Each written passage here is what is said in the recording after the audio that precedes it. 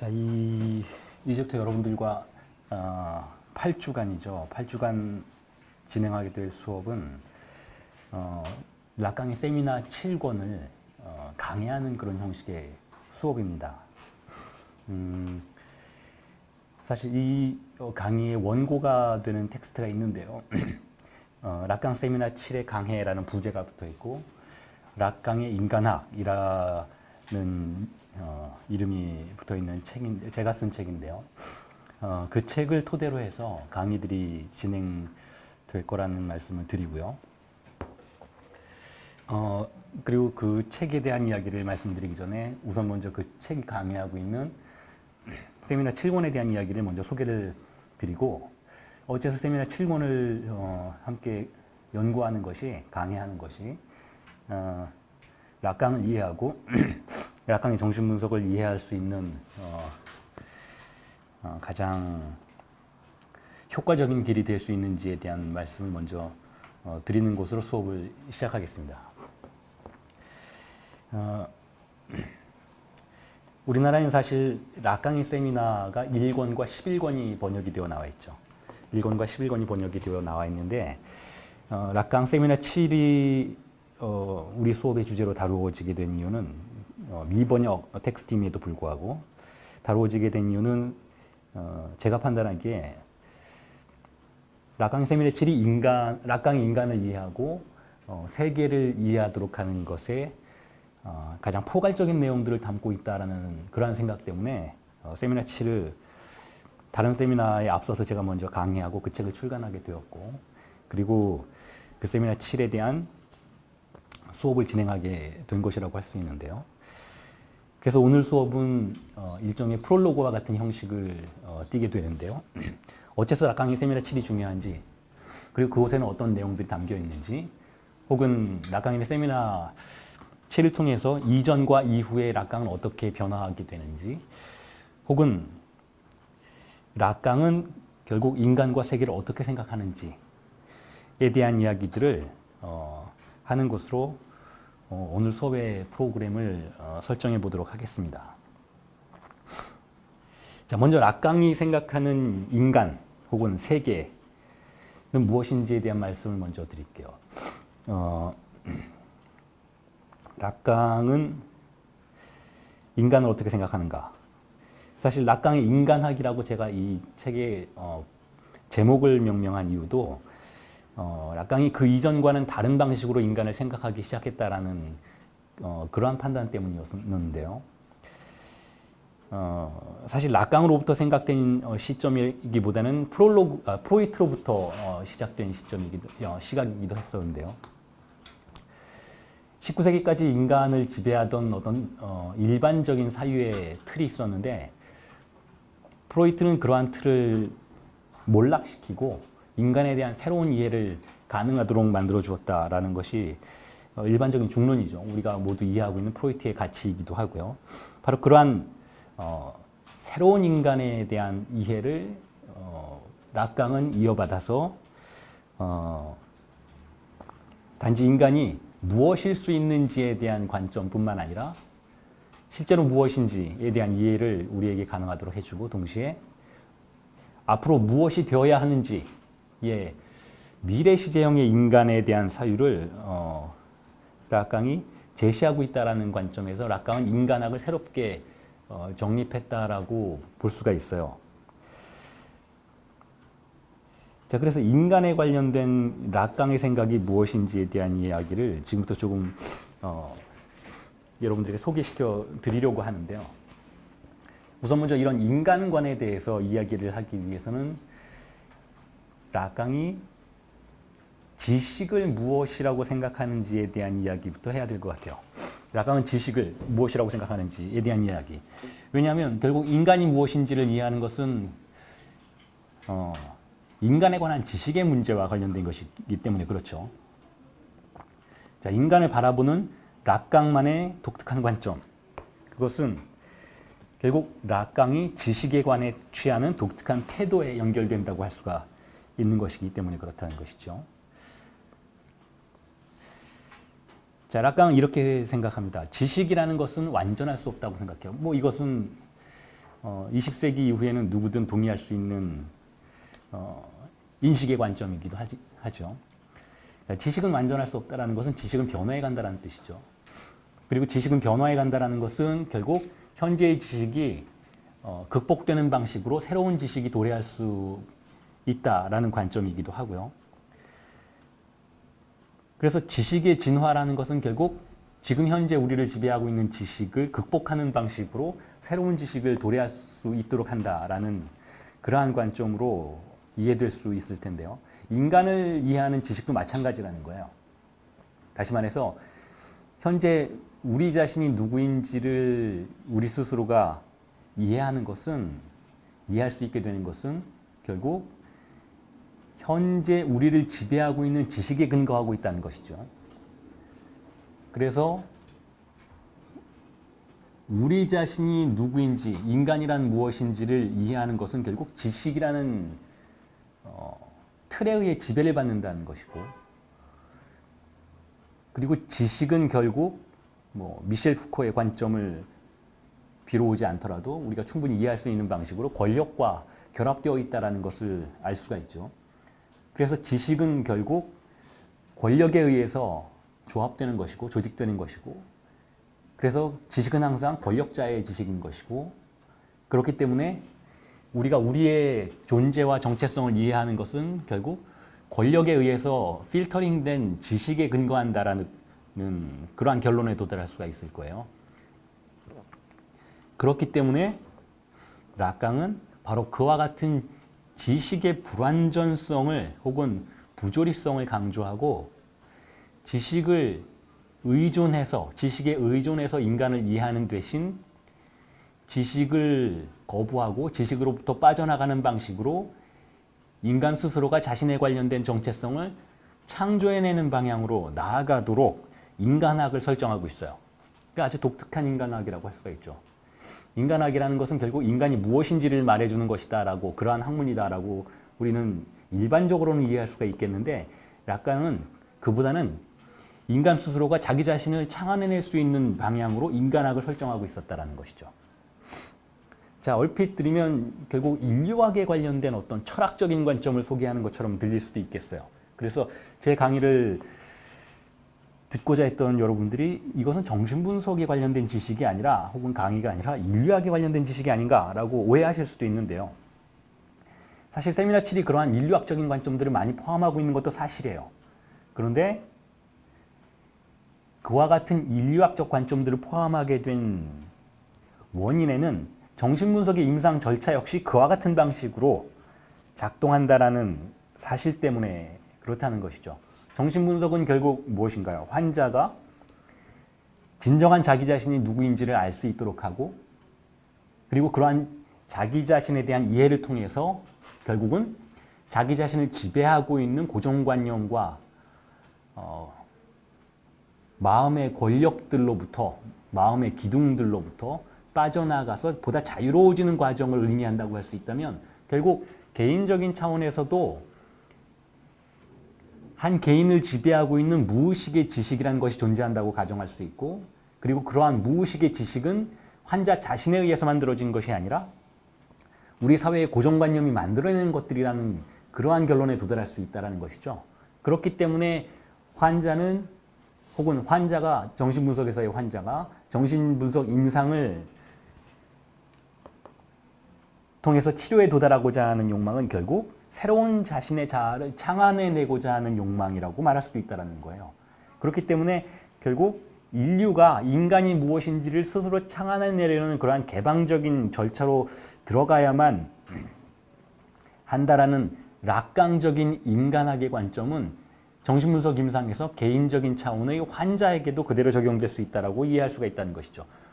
자, 그러한 방식으로 세미나 7은 어떤 의미에서는 아주 개별적인 인간, 개인의 차원에서부터 인류 일반의 차원에서의 영역으로까지 이어지는 일종의 인간학을 다루고 있다라고 말할 수 있었다라는 거예요. 그것이 바로 저의 관점이었기 때문에 제가 그 책을 락강의 인간학이라는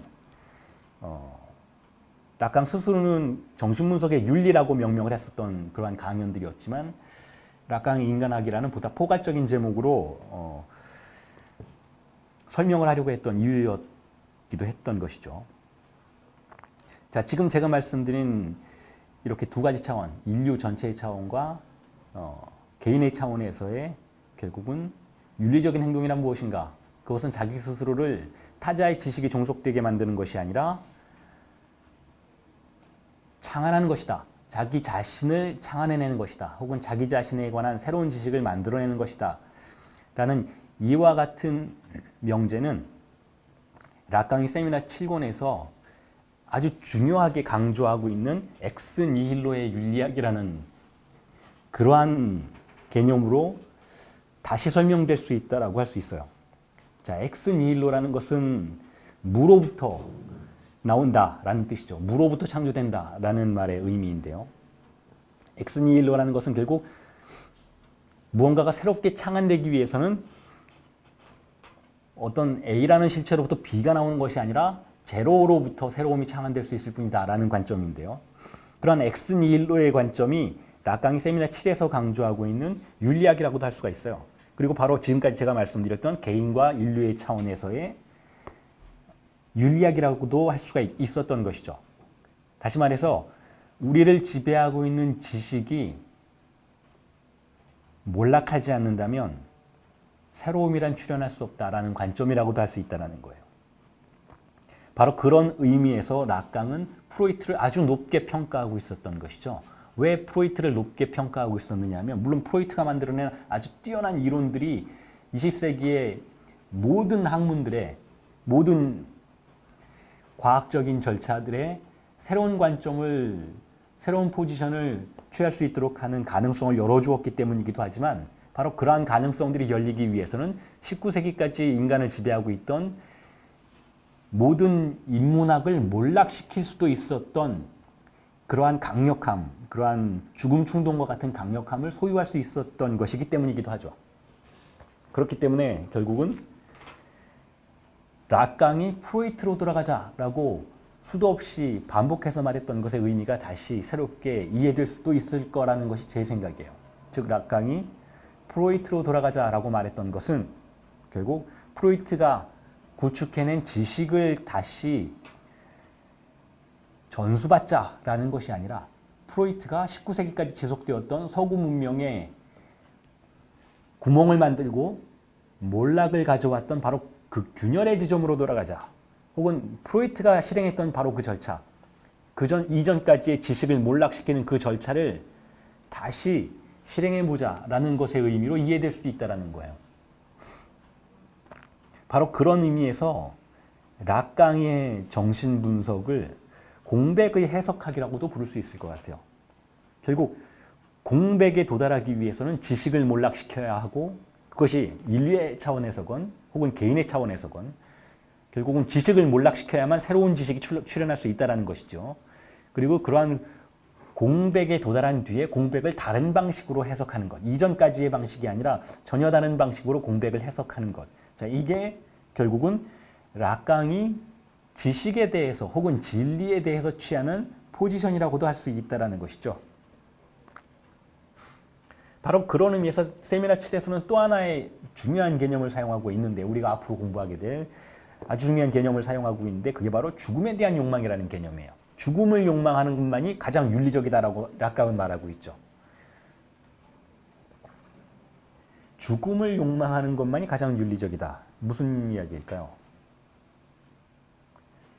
죽음은 결국은 지식의 죽음을 의미해요. 혹은 지식으로부터 혹은 지식에 의존해서 정립된 자아의 죽음을 의미하기도 하죠. 혹은 지식에 의해서 지배받는 문명의 죽음을 의미하기도 하죠. 바로 그러한 죽음을 욕망하는 것만이 결국은 새로운 탄생을 가능하게 만들 것이다 라는 것이 또한 세미나 7권에서 중요하게 추구되고 있는 윤리적 관점이라고도 할 수가 있어요. 그래서 이와 같이 죽음을 욕망하는 다양한 사례들이 세미나 7권에서 소개되고 있었죠. 예를 들면 사드라는 인물이 아주 중요하게 다루어지고 있어요. 세미나 7권에서는. 여러분 모두가 알고 있는 바로 그 사드의 그 외설문학으로 유명한 그 사드인 것이죠. 그 사드가 어떻게 자신의 문학 작품을 통해서 자기 스스로를 몰락시켰는지가 아주 자세한 방식으로 분석이 되고 있죠. 우리가 앞으로 공부하게 될 내용이죠. 또한 소포클레스의 비극 중에서 안티고네라는 작품이 아주 자세하게 다루어지고 있어요. 안티고네 역시 마찬가지인 것이죠. 국가를 몰락으로 이끌었던 한 여인의 슬픔에 관련된 이야기였던 것이죠. 우리 역시 이 비극을 아주 집중적으로 다루게 될 텐데요. 사드와 안티고네를 다루는 락강이 진정으로 하고 싶었던 이야기는 결국 어떻게 우리는 죽음을 욕망할 수 있는가, 혹은 죽음을 욕망할 때 우리는 어떠한 절차 속으로 들어가는가, 그와 같은 죽음에 대한 욕망이 어떻게 새로움을 출현시킬 수 있는가에 대한 이야기를 은유적인 방식으로 하기 위해서 그렇다라는 거예요. 그래서 저는 이와 같은 윤리학을 아토포스적이라고도 불러요. 아토포스적. 아토포스에 대한 개념은 롤랑 바르트가 이미 사용했던 개념이기도 하죠. 아토포스라는 것은 결국 토포스의 반대말인 것이죠. 토포스라는 것은 좌표화된다, 지형화된다, 혹은 자리를 잡게 만든다라는 의미를 가지고 있죠. 토포스라는 것은 결국 지도로 그려진 그러한 세상을 의미한다는 것이기도 하고요. 결국 우리의 존재와 세계는 지식과 결탁한 권력에 의해서, 혹은 권력과 결탁한 지식에 의해서 좌표화된다는 것이고, 우리는 우리가 태어나기도 전에 이미 그러한 좌표화된 세계 속에 등장함으로써 우리 자신의 존재와 정체성을 규정받게 만든다는 것이죠. 이것은 사회적인 차원에서도 마찬가지지만 아주 개인적인 차원에서 우리가 태어남으로써 우리의 욕망이 유형화된다. 이미 존재하는 방식으로, 타자의 방식으로 틀에 잡히게 된다라는 방식으로도 이해할 수가 있는 것이죠. 이러한 토포스적인 욕망을 아토포스적으로 만드는 것이 락강 정신분석 임상에서의 중요한 절차이기도 하기 때문에, 즉 아토포스라는 건 탈좌표화라고도 말할 수 있으니까요. 좌표로부터 빠져나가게 한다, 혹은 방황하게 한다라는 것의 의미도 갖는 것이니까요.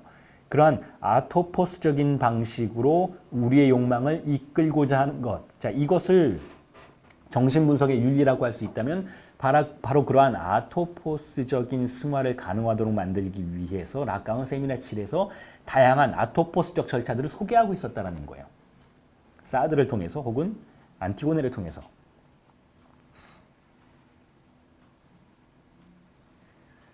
그래서 저는 이와 같은 세미나 7의 윤리적인 태도를 몰락의 윤리학이라고도 불러요. 몰락의 윤리학이라는 것은, 그렇죠, 이미 출간된 어떤 분의 책의 제목이기도 하지만, 그분도 제 생각에는 아마 락강을 참조하고 있었던 것 같아요. 신병철 씨인가요? 그분의 책이죠. 몰락의 에티카라는 책. 몰락하지 않는다면 새로움이 성립될 수 없다라는 관점. 자, 이걸 일반적으로 철학에서는 발생론적 진리관이라고 불러요. 그리고 락강은 세미나 7에서 이거를 창조론적 진리관이라고도 부르죠. 창조론적 진리관, 혹은 발생론적 진리관, 혹은 엑스니힐로의 윤리학, 모두 마찬가지의 관점들이죠. 자, 그런 의미에서 지금까지 말씀드렸던 모든 내용들은 결국 우리 마음속에 심어진 환영적 욕망의 기능들을 몰락시키는 그러한 절차를 내포하고 있다고도 할 수가 있어요. 우리의 삶을 고정시키는 환영들의 기둥들을 몰락시키지 않는다면 새로운 삶은 시작될 수 없음을 주장하는 그러한 윤리학이라고도 할 수 있죠. 그래서 몰락하지 않는다면, 몰락한 뒤에 삶의 끝자락에 도달하지 않는다면 새로움이란 시작조차 될 수 없을 것이라고 말하는 윤리학. 자, 이게 정신분석의 윤리라는 거예요. 특히 세미나 7권에서 집중적으로 다루어지면서 완성되고 있는 윤리학이 바로 이거라는 것이죠. 그래서 락강의 입장은, 정신분석에서의 윤리적인 입장은 세미나 7에서 완성되고 있다고도 볼 수가 있어요. 그리고 그 이후로는 변주된다라고 볼 수가 있죠.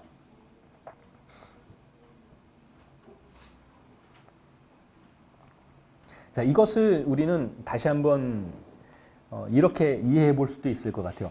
이와 같은 아주 철학적이고 혹은 인류학적이고 방금 전에 말씀드렸던 것처럼 인류학적이고 또는 때로는 윤리학적인 철학의 분과 학문으로서의 윤리학적인 이러한 담화들이 한편에서는 오해를 살 수도 있어요. 어떤 의미에서 오해를 살 수 있는가 하면 정신분석의 임상은 결국 마음을 치료하는 의학의 분과가 아닌가. 그런데 어떻게 해서 이러한 의학의 분과가 철학의 분과와 연결되는 그러한 지점들을 가지고 있게 되는가에 대한 의문을 혹은 질문을 던지게 되는 지점들이 그런 것이죠. 다시 말해서 일반적으로 의학의 영역에서는 이러한 윤리적인 질문들이 던져지지는 않는다라는 거예요. 예를 들어서 암에 걸린 사람이 암의 세포를 제거하는 데 있어서 그 암이 윤리적인 것인지 아닌지를 질문하지는 않는 것이잖아요. 혹은 감기에 걸렸는데 감기에 걸리는 것이 올바른 것인지 윤리적인 것인지 혹은 어떠한 치료가 윤리적인 치료인지를 질문하지는 않죠. 물론 의료 윤리라는 것은 있죠. 모두에게 보편적으로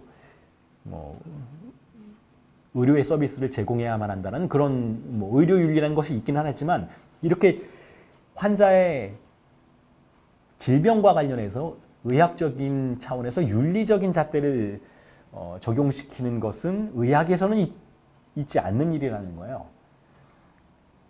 그런데 어째서 정신분석은 의학을 주장하기는 하면서도 불구하고 이런 윤리적인 차원들을 강조하면서 자신을 마치 인문학적인 것으로 철학적인 것으로 제시하고 있는가에 대한 질문이 던져질 수가 있는데요. 저의 답변은 굉장히 간단하다고 할 수가 있어요. 왜냐하면 인간이 몸이 아픈 것과 마음이 아픈 것은 다른 차원의 것이다라는 거예요. 우리가 인간의 영혼을 다루는 것과 인간의 몸을 다루는 것은 다른 방식의 접근이 필요하다는 것이죠. 그리고 그와 같은 판단의 이면에는 이런 논점들이 숨겨져 있어요. 인간의 몸은 사실상 정상과 비정상으로 나누어지는 상태들을 가정할 수가 있다는 거예요. 예를 들면 감기에 걸린 상태는 우리는 비정상적인 상태로 간주하죠. 그리고 감기로부터 치료가 된 상태를 정상으로 가정하죠. 혹은 암에 걸린 사람이 나는 정상이야 라고 말할 수는 없겠죠. 그리고 암으로부터 회복된 사람은 스스로를 정상이라고 말하려고 하겠죠. 자, 어떤 상태가 정상인지 아닌지는 사실상 자연스러운 것으로부터 나오는 것인 것처럼 보이기도 해요. 그리고 우리는 일단 그것을 자연스러운 것으로 받아들이고 있죠. 그런데 인간의 마음은 그렇지가 않다라는 거예요. 인간의 영혼에 대해서는 어떤 영혼이 정상적인 영혼이고 어떤 영혼이 비정상적인 영혼이다라고 말할 수가 없다라는 것이 락강의 관점이에요. 그래서 락강의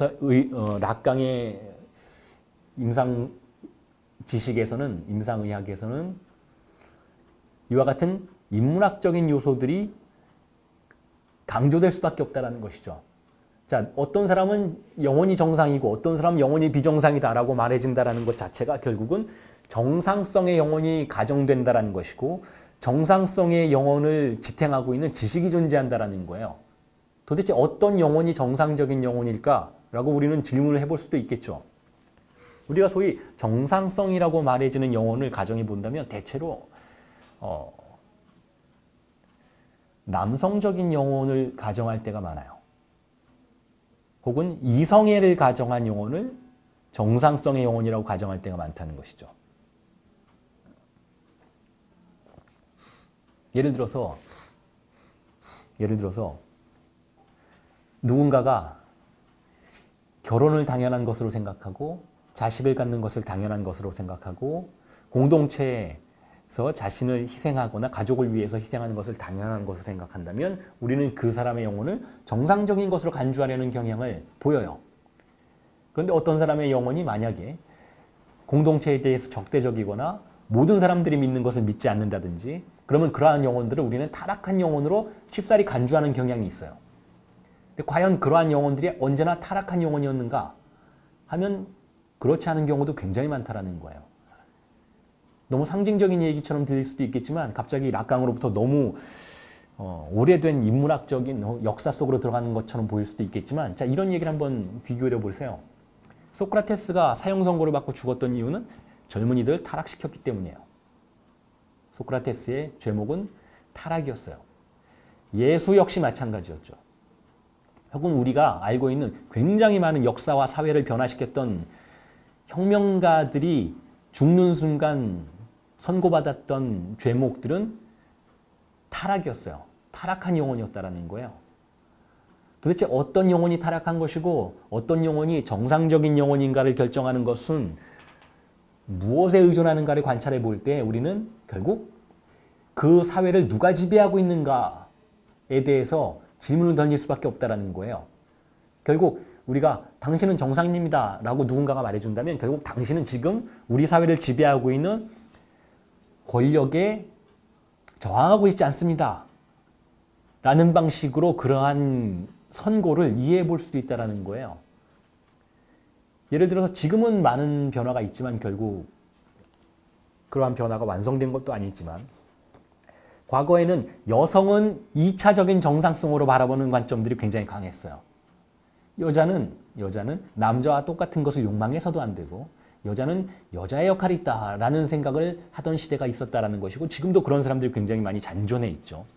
그런데 여자가 여자의 역할에 충실해야 한다라고 말할 때 그 여자의 역할은 항상 부차적인 것이었어요. 남성과 경쟁할 수 없고 남성을 보조해야만 하는 역할, 다시 말해서 현모양처의 역할 하는 여성만이 정상적인 여성으로 간주되는 시기가 수만 년 동안 이어졌다는 것이죠.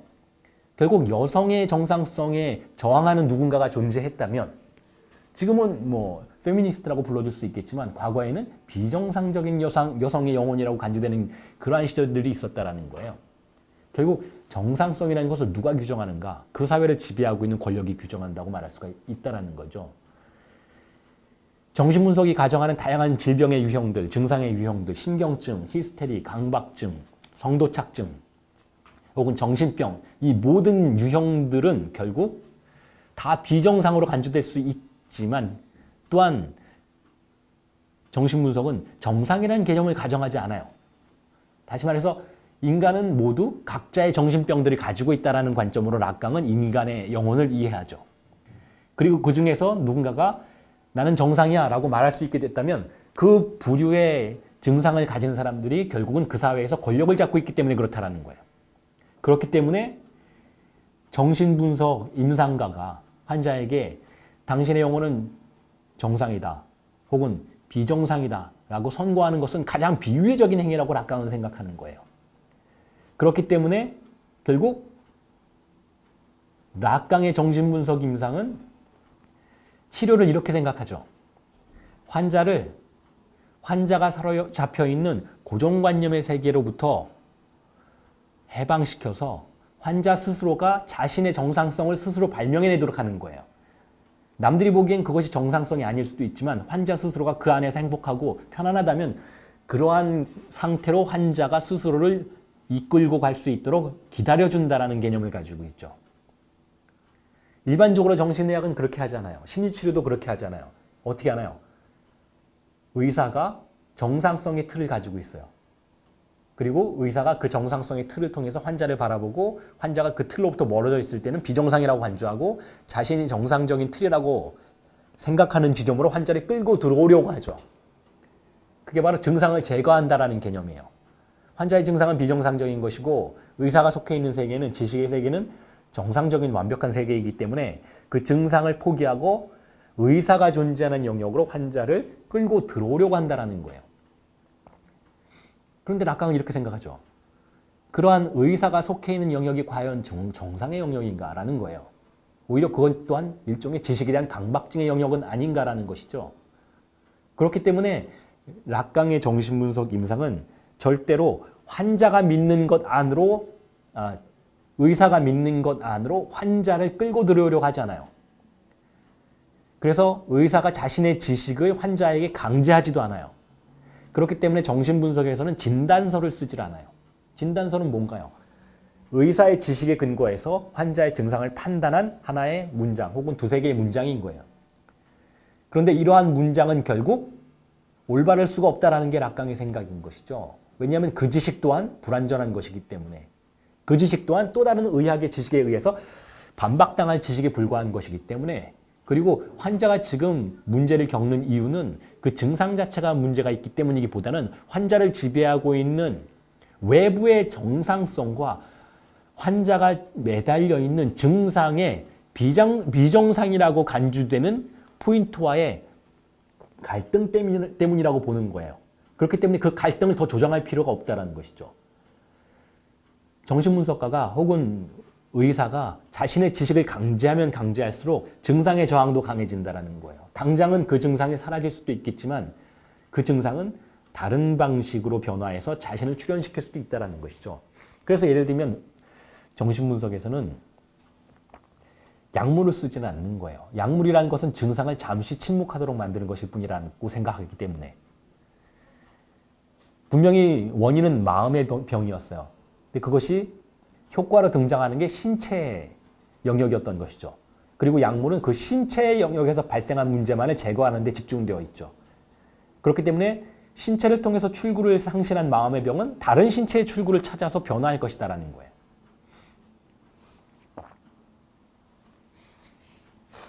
자, 지금까지 말씀드린 내용은 결국은 정신분석과 락강 학파의 정신분석과 다른 학파의 정신분석, 예를 들면 안나 포이트의 자아심리학과 같은 학파의 정신분석을 분리하고 구별하도록 만들어주는 지점이라고도 할 수가 있어요.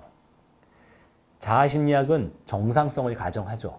물론 어느 정도 겸손한 포지션을 취하기 때문에 이 정상성이라는 것이 완전한 것은 아니다라는 것을 인정하긴 하지만 그럼에도 불구하고 어쨌든 우리 사회에서 효과적으로 사용될 수 있는 정상성의 틀이라는 것이 존재하고 가능하면 환자를 그리로 끌고 들어와야 한다라는 것을 자아심리학은 받아들이고 있어요. 그런데 락강은 그에 대해서 그건 윤리적이지 못하다라고 반박하는 것이죠. 정상성은 없는데 그래서 그 정상성을 사용하면 안 되는데 그 정상성이라는 개념을 사용해서 환자를 비정상으로 간주하고 환자의 비정상적이라고 보여지는 포인트들을 제거하는 것은 올바른 일이 아니라는 거예요. 단기 치료의 과정에서는 그러한 정상성을 강제해서 환자가 의사를 믿고 의사의 자아를 모방하는 방식으로 정상적인 모습을 보일 수도 있겠지만 장기적인 차원에서는 환자는 더 심각한 문제에 빠져들 뿐이라는 거예요. 왜냐하면 결국 환자가 속해 있는 비정상의 영역을 병적으로 만드는 것은 환자를 둘러싸고 있는 정상성의 권력들이기 때문에 그렇다는 것이죠. 자, 지금까지 제가 말씀드린 내용, 한 35분 정도의 시간 동안 말씀드린 내용을 통해서 뭐 전부는 아니겠지만 어느 정도 락강 학파의 정신분석이 가지고 있는 특이성을 발견하실 거예요. 그리고 다시 한번 강조드리지만 그 락강 학파의 정신분석이 상당히 인문학적이다 혹은 철학적이다라는 느낌을 받으실 거예요. 그런데 사실 뒤집어 생각하셔야 된다고 저는 생각을 해요. 뒤집어 생각한다는 이유는 원래 인문학은 그렇지 않았다라는 거예요. 그런데 프로이트와 락강의 등장 이후로 인문학이 바뀌었다는 것이죠. 프로이트와 락강의 이러한 이론들을 통해서 인문학은 더 이상 절대적이거나 보편적인 진리를 주장할 수 없게 됐다는 것이고 오히려 절대적인 차이, 개별성에 주목하기 시작했다는 것. 그렇기 때문에 저는 이렇게 이야기를 드리고 싶어요. 락강의 이론이 철학적이기보다는 지금 우리가 알고 있는 20세기의 철학이 락강적이라고 말할 수 있다는 거예요. 자, 그래서 이런 이야기를 여러분들에게 드리면서 지금까지의 이야기를 간단하게 중간 점검을 할 수 있을 것 같은데요.